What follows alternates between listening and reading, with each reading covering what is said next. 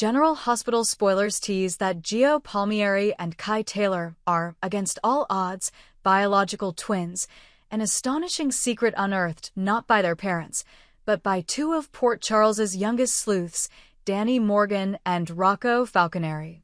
As the sun dips below the Corinthos docks, casting golden light across weathered planks, Danny and Rocco, armed with little more than youthful determination and a knack for discovery, stumble onto evidence that will shake families and alliances alike. It all began when Rocco, restless on a rainy afternoon in his mother's study, decided to explore the files on Lois Cerullo's old laptop. He was expecting the usual stock of charity invoices and half-finished musical compositions. Instead, he discovered a draft article penned by Lulu Spencer. The document, saved in a hidden research folder, hinted at a long-buried pregnancy involving Brooke Lynn Quartermaine and Dante Falconeri at a summer camp years ago. Rocco's heart pounded as he read. Brooke Lynn's secret child, custody unknown, possible cover-up by Lois Cerullo, overwhelmed by a sense of destiny. After all, Rocco had always wondered about his own fractured family tree, he called Danny. Together, the two boys vowed to follow the trail wherever it might lead.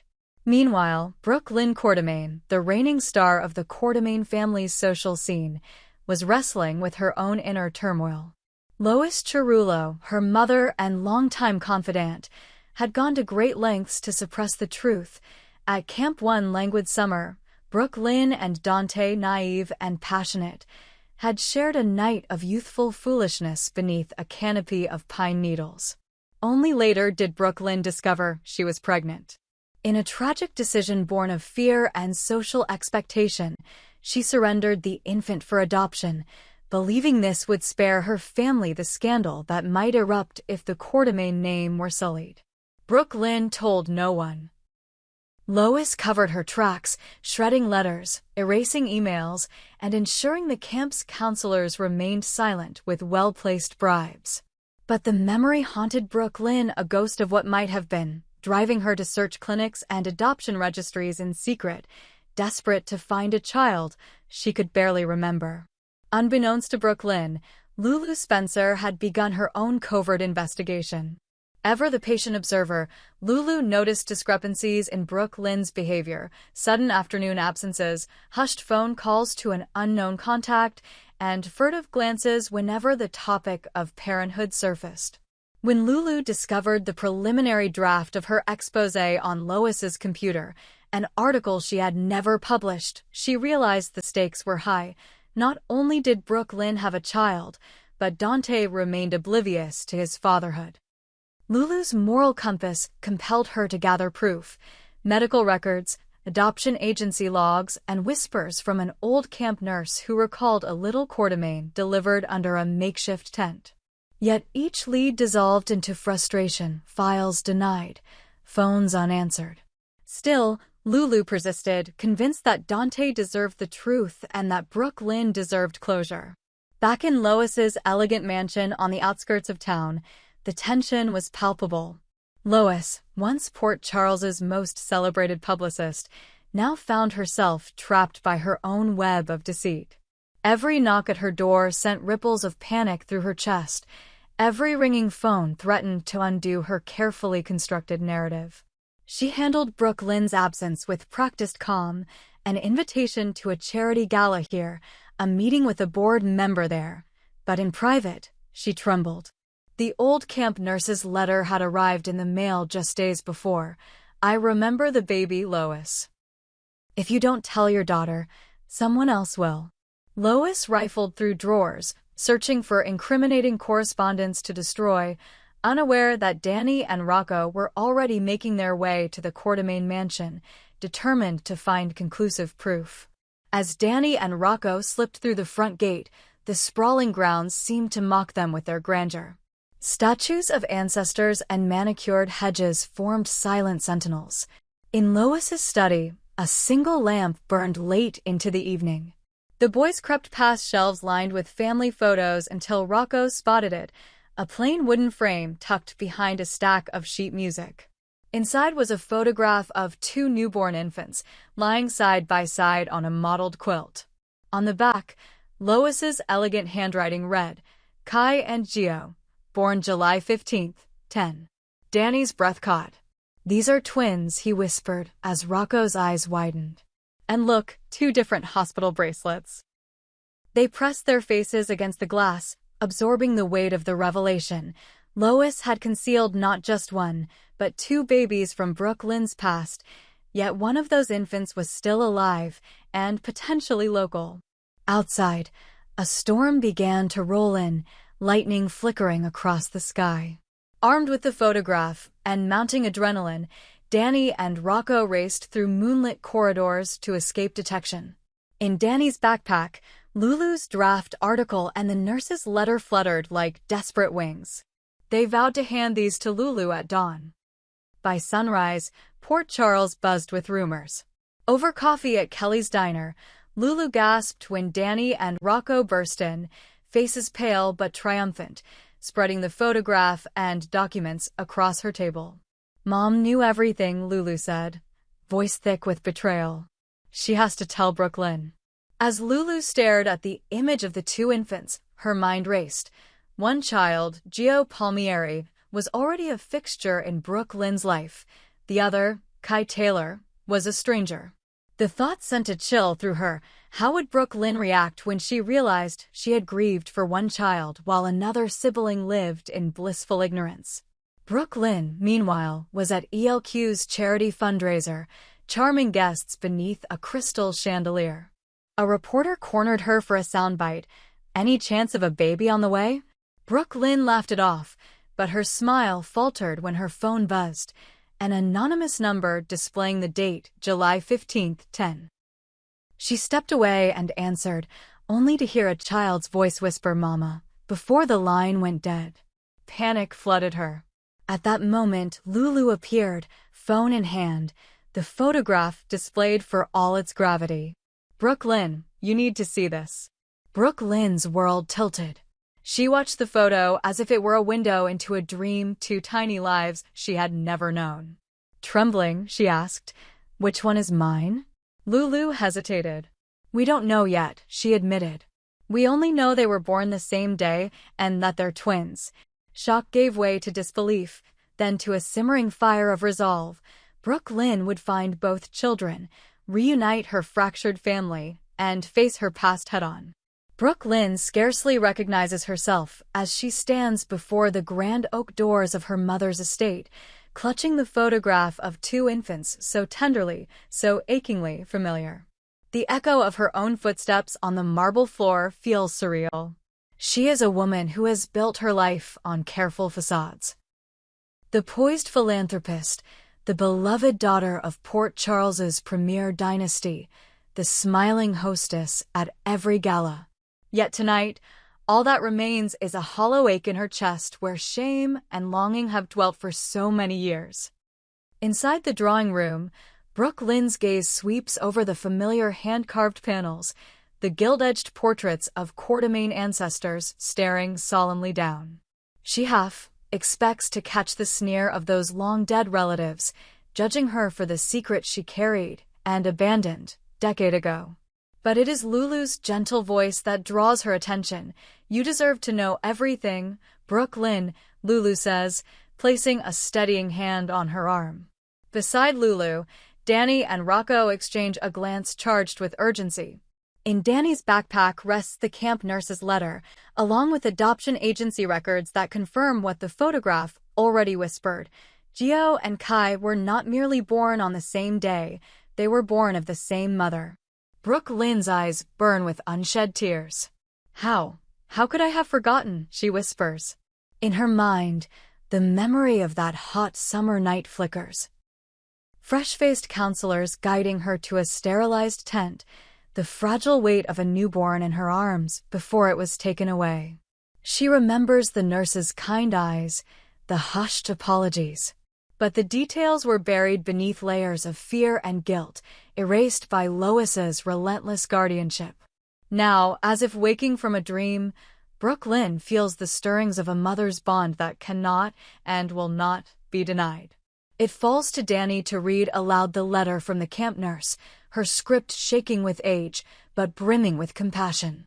Dearest Lois, I held the babies that night. Two pink-faced wonders, sleeping side by side. You begged me to keep quiet, to protect your family's name, and I did. But if Brooke Lynn ever asks, she must know.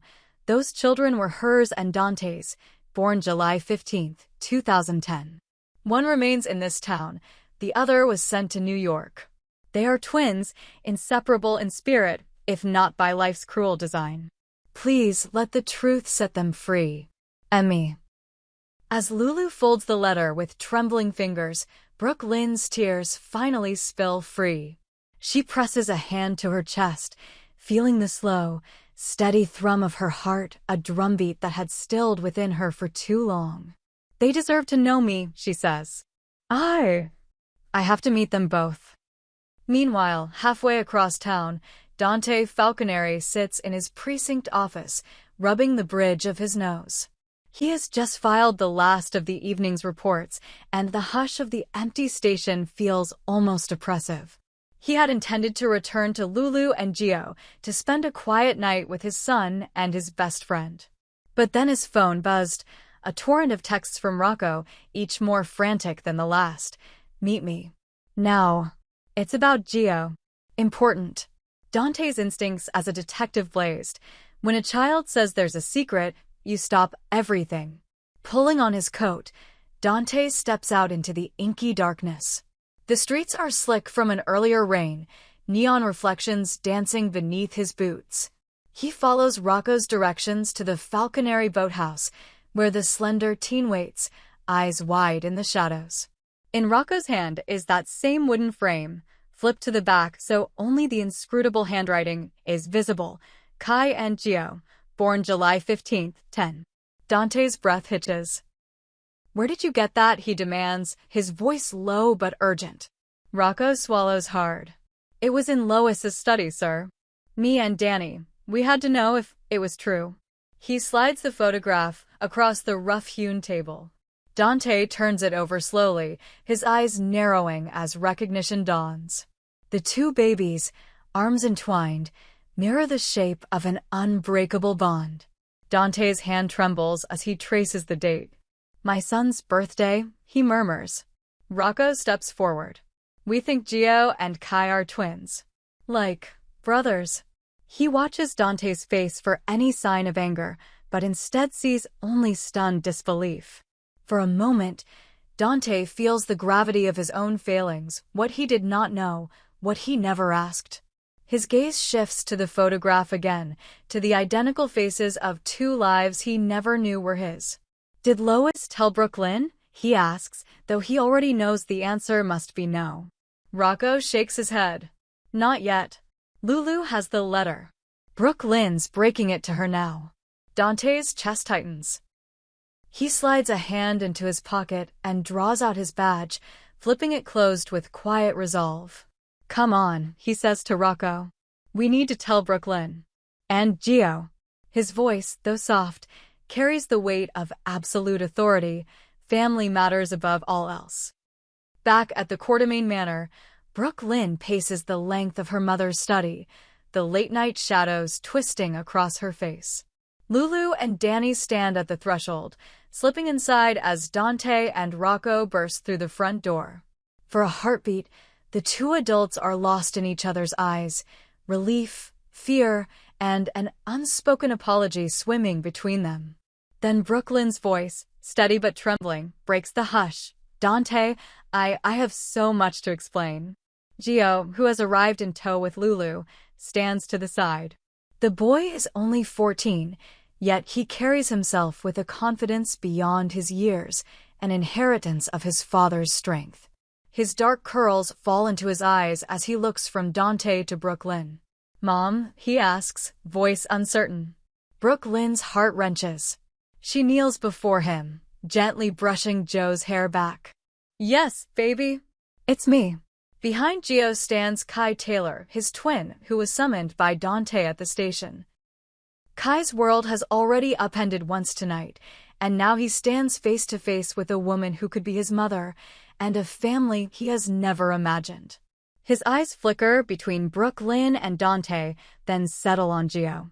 "You look just like me," he whispers, voice cracking with awe. Gio steps forward impulsively, wrapping his arms around his brother in a fierce hug. Kai stiffens for only a moment before returning the embrace, tears brimming in both their eyes. Brooklyn rises, tears streaming down her cheeks, and extends her arms to Kai.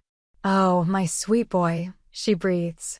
Kai's frame shudders as he crosses the room to her, and Brooklyn's arms envelop him, drawing him close. The convergence of joy, sorrow, and years of distance hits her like a wave. "I thought you were lost to me forever," she whispers into his hair. Dante stands by Lulu, watching the reunion with a mixture of pride and heartbreak. He steps forward, taking Brooklyn's hand and Kai's. "We'll get through this," he says softly. Together. In the days that follow, Port Charles buzzes with whispers of the Quartermain twins. The story breaks gently, quiet conversations at the hospital, a discreet article in the Port Charles Gazette, but soon, every corner of the city pulses with the revelation that Gio Palmieri and Kai Taylor are not only the same age, but the same blood. Lois Cerullo, having confessed everything to Brooklyn in a tearful confrontation, accepts that her decades of secrecy cannot withstand the bond of two brothers reclaiming their birthright. Danny and Rocco, once merely curious boys, are hailed as heroes by their peers. Their friendship, sealed by midnight raids on guarded estates and clandestine document hunts, cements them as the city's youngest and most unlikely detectives. They grin broadly whenever Gio and Kai pass, knowing they played a part in reuniting a family. Brooklyn opens her home and her heart to Kai, who moves in with her and Gio on weekends, his shyness melting in the warmth of his newfound family. She enrolls him in the same school as Gio, where the twins astonish everyone with their uncanny rapport, an invisible thread tying them together in a dance of mirrored gestures and whispered inside jokes. Dante and Lulu stand as the boys' steadfast anchors. Dante coaches Kai in baseball, drawing on memories of Joe's first swing, while Lulu organizes study sessions for both, marveling at how Kai's quiet wit complements Joe's exuberance. The boys, once strangers, become inseparable partners in every adventure. From scaling the boathouse rafters to leading neighborhood charity drives in honor of Mother's Day. Lois, wrestling with guilt and relief, devotes herself to making amends, organizing a celebration for the twins' first official birthday together, with a pastel banner reading "Happy 14th, Gio and Kai." As she watches Brooklyn blow out candles shaped like the number 14, tears of relief and pride glimmer on her cheeks. In that moment, she realizes that truth, however painful, ushers in a freedom she never dared imagine. Port Charles, ever a tapestry of secrets and second chances, absorbs this newest chapter with awe. The tale of two brothers separated by fear and shame, only to be reunited by the bravest hearts of all, those of two intrepid boys, becomes legend in its own right. And as Gio and Kai walk hand in hand along the docks at sunset, their laughter ringing out like twin bells of hope, the city remembers that family is not only born of blood, but of every shared secret, every risk taken in love's name, and every moment two souls recognize each other, even after years apart.